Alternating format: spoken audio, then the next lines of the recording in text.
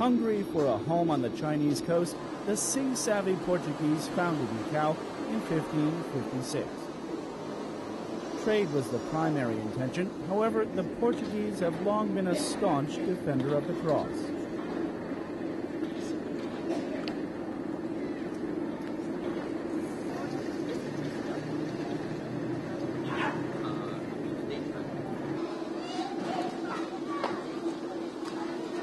Many a martyr lost his or her life in China trying to spread the word of Jesus.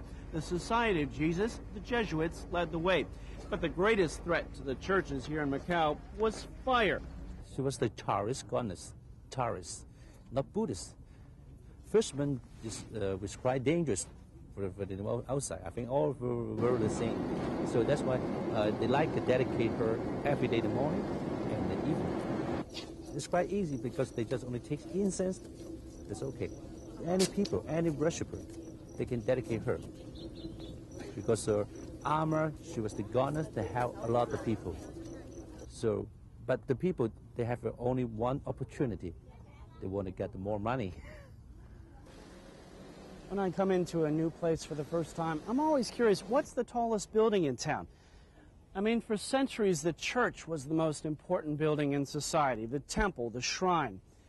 And then during, of course, the middle of the millennium, the political force became the most important thing. The king, the emperor had the biggest place in town. Well, now it's an economic, it's a financial time. And so, here in Macau, the Bank of China, at 38 stories tall, is the dominant landscape building. It's a time to get rich. I think it was an elder statesman, a Chinese, who said, "To be rich is glorious." Glorious is a good word to describe the business climate in Macau. After a century of decline, Macau is once again becoming a thriving port.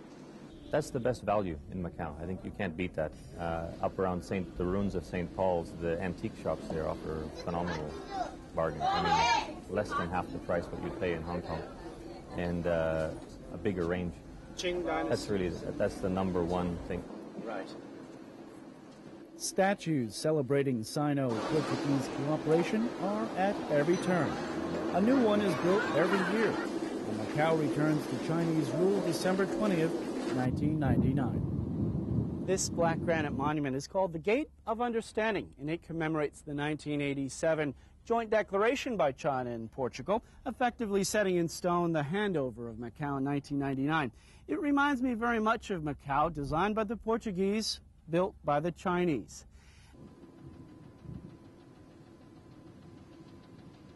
Because it's so close, you can do the Hong Kong, Macau, and go into China, or come from Macau, go into different parts of China, do 2-3 days, and then come back out again.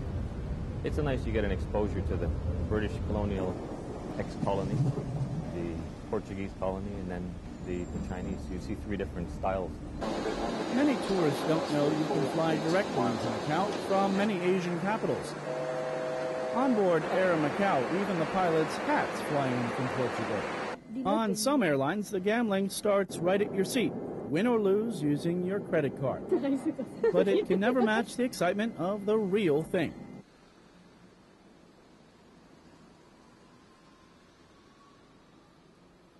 When millions, maybe even billions of dollars are at stake, you better believe a casino company is going to maximize their feng shui. I mean, the Hotel Lisboa is in the shape of a birdcage. Money flies in, but it can't fly out. There's even stone lions to ward off evil spirits of gamblers. But the players fight back. Some even rub pig's oil on those lions for their own well-being. Or they use the side entrance. Or they walk in backwards.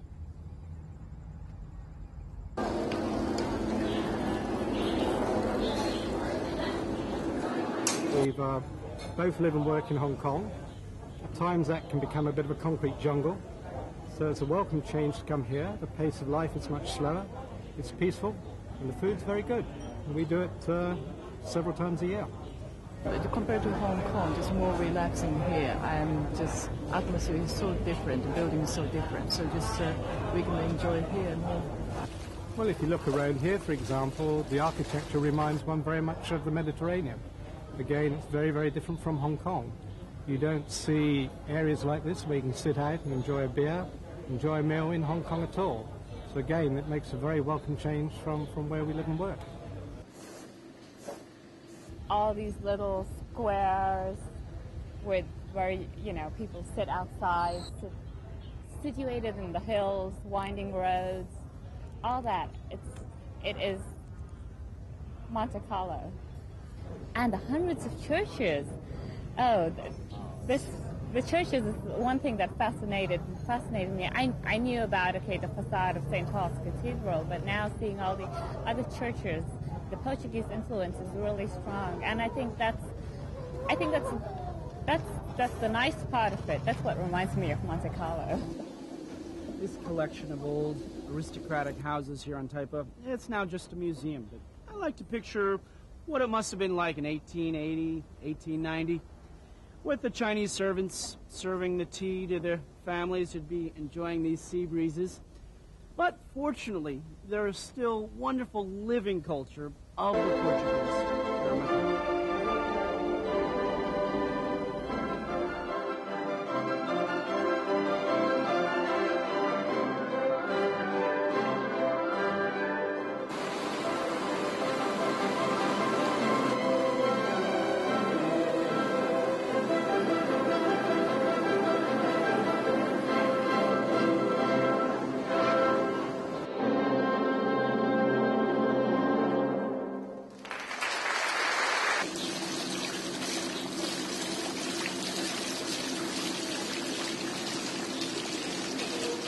Macau is home to some of Asia's most swelligant boutique hotels, including the Bella Vista, which has been welcoming guests since 1870. But it won't be a hotel forever after the handover. This will be the official residence of the Consul General of Portugal. After that time, you might have to stay in a fortress. The Posada de Santiago may be my favorite in all of Asia. This Portuguese-style beauty is built right into the ruins of a 17th century fortress. And if you aren't already falling in love, maybe you'll fall in love with charming Macau. I certainly did.